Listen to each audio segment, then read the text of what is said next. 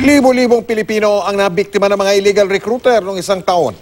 Kabilang sa kanilang mga menor de edad na bukod sa pineke ang dokumento ay pinagsana o tinatawag na pinag-training din naman para maitagong wala sila sa tamang edad. Narito ang special report ni JP Soriano.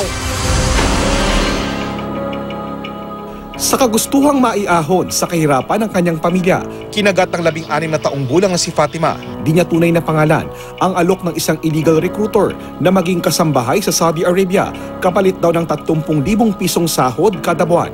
Sabi niya po, gusto ko daw po mag-abroad. Lahat daw libre.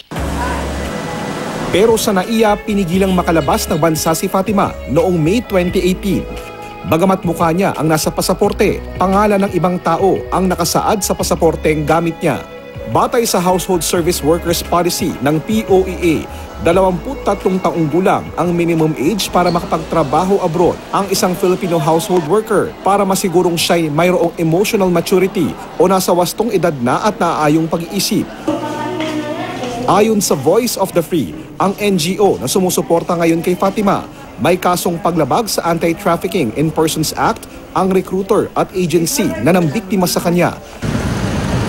Mahigit 28,000 ng umano'y biktima ng human trafficking ang naharang ng Bureau of Immigration sa NAIA noong 2018. 150 sa mga na-rescue, mga babaeng minor de edad.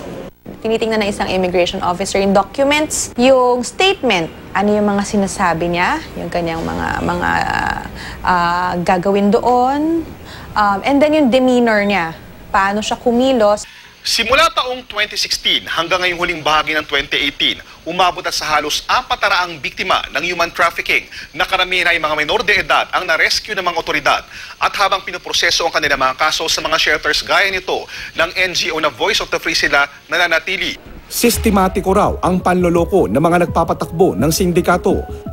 Ang recruiters o headhunters maghahanap ng mga mahihikayat sa kanilang modus. Ang mga biktima dinadala sa isang safe house para turuan kung paano kumilos ng angkop sa tamang gulang. Ipinoproseso rin ang gagamiting birth certificate na may ibang pangalan at edad. Matapos nito, dadalhin na sa DFA ang mga biktima para makapag-apply ng pasaporte at kalaunan sa POEA para sa iba pang requirements. Pwedeng si kapatid na mas may edad, yun yung gagamitin niya na birth certificate. O, yung iba naman, siya mismo yun, pero hindi totoo yung edad nila. Ang pagbigay namin ng birth certificate ay base doon sa information na binibigay ng citizen. So, ang information ay usually ay yung full name ng citizen na humihingi, birthday, birthplace, full name ng parents. May 180 na kasong nai-report sa PSA noong 2018 kung saan iba ang nakalagay na kapanganakan sa mga na-issue nilang birth certificate. Pagtitiyak ng PSA, agad iniimbestigahan ang mga ganitong kaso. Malaking palaisipan din kung bakit nabigyan ng pasaporte at OEC o Overseas Employment Certificate ang mga biktima gayong peke ang kanilang pagkakakilanlan. In some cases, medyo advanced yung forgery na medyo nahihirapan rin ma-detect. But, of course, aside from just evaluating the document, we could also check based on the appearance of the passport applicant. In case makalusot man sa amin, and palagi naman namin kukunti lang yan, nandiyan naman yung Bureau of Immigration to check. Nandiyan rin naman yung POEA to check. Dahil online ang ating processing, hindi na sila magpapakita personally. So, makakakuha sila ng OEC through the agency. JP Soriano, nakatutok 24 oras.